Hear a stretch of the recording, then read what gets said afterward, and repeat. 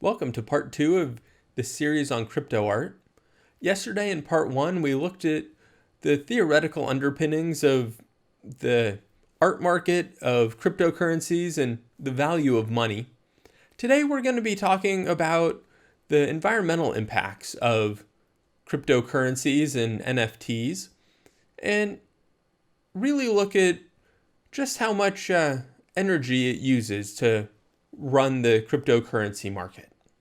So join me today as we look at this, and then tomorrow we'll look at how to create NFTs and how to get involved in the crypto art market. And then Friday we'll look at just kind of how the market works and how you can get the most value for your art from the current crypto art craze. So welcome to Grant Takes Pictures. I'm Grant, and I take pictures.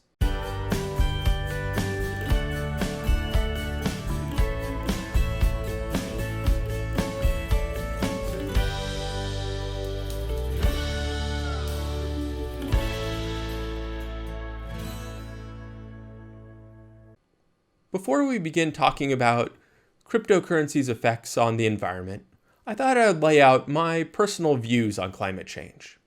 I think that it is the number one issue affecting humanity today, and that it is a true existential threat to our species. I am obviously a landscape photographer. I like being out in nature, and I want to see nature preserved.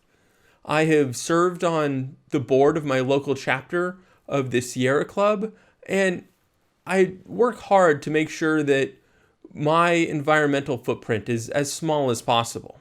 So that's where I am coming from when I look at cryptocurrencies and at NFTs, at the crypto art market, when it comes to climate change. Cryptocurrencies generate CO2, they generate greenhouse gases through their use of electricity. Globally, electricity is one of the biggest drivers of greenhouse gases. Cryptocurrencies are driving up electricity uses. That is a simple fact, and one we have to acknowledge. However, we really need to look at just how much power cryptocurrency is using and how much carbon dioxide and other greenhouse gases are being added to the atmosphere because of cryptocurrencies.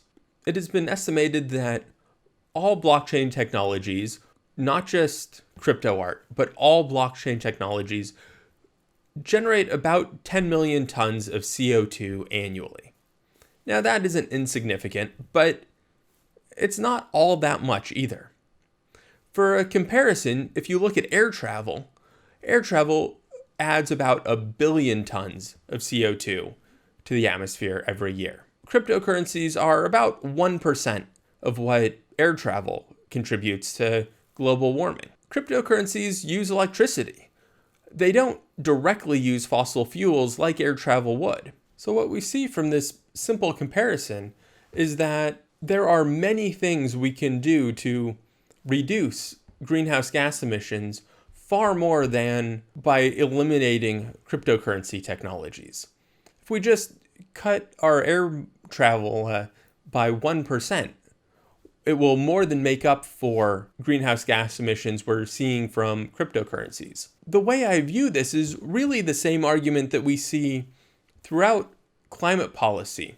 That what we're saying is that the wealthy people can continue to generate greenhouse gases because they have a history of generating greenhouse gases, but that the people that haven't been generating greenhouse gases, in this case artists, but in the global climate discussion, we're really talking about countries that haven't fully electrified, and we would probably call them, undeveloped countries, that these countries shouldn't be allowed to do the same things that all of the rich countries have because there's no more carbon budget left. We're saying that the rich people should be allowed to use this global resource and to have used up this global resource, and they've left nothing else for everybody else, and that's just the way it is. And the poor countries and the poor people, the poor artists just have to live with it.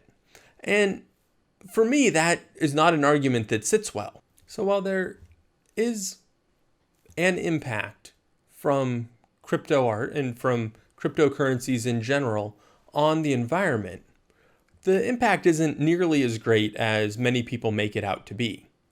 And in some ways, increasing electricity demand may help transition the electricity grid from dirty energy sources to clean ones. By increasing the demand, it requires that more new electricity sources are added to the grid. And right now, all of the new electricity that is added to the grid is done in renewable ways. It's done through solar and through wind, through geothermal and biomass and anaerobic digesters, things like that getting added to the grid that are green, renewable resources.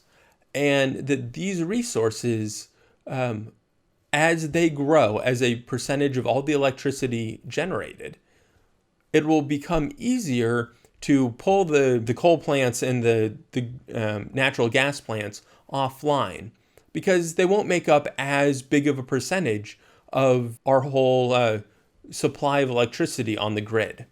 So in some ways, the increasing demand for electricity may speed up the rate in which we green the grid and are able to pull dirty sources of electricity off of the grid and retire them completely.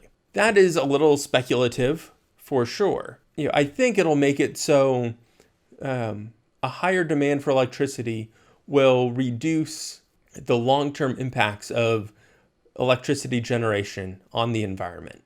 The environmental impacts, both short-term and long-term, of crypto art and of cryptocurrencies is not nearly as great as what people make it out to be. That it is not a reason to stay out of the crypto market or out of the crypto art market if you're an artist. That it is another way to make money off of your art, and it does far less harm than most of the other things the people that are already wealthy are doing to harm the environment. Just know that there is some harm, but we're better off reducing harm elsewhere and allowing artists to make a living from their art. That is my views on cryptocurrencies and the environment. If you kind of want to have a better idea of what I'm talking about with cryptocurrencies, watch yesterday's video. I will link to it up above. And tomorrow I will be talking about how artists like you can create NFTs and join the crypto art market. And then Friday I will talk a little more about that market and how you can best make the biggest impact possible on the market, sell your art, and why the crypto art market is just a little bit different than the traditional art market. So I hope that you've enjoyed this video. If you have, hit that like button. If you're interested in the video tomorrow and on Friday, hit that subscribe button and hit the bell so you're notified when it's posted. But until tomorrow, have a great day.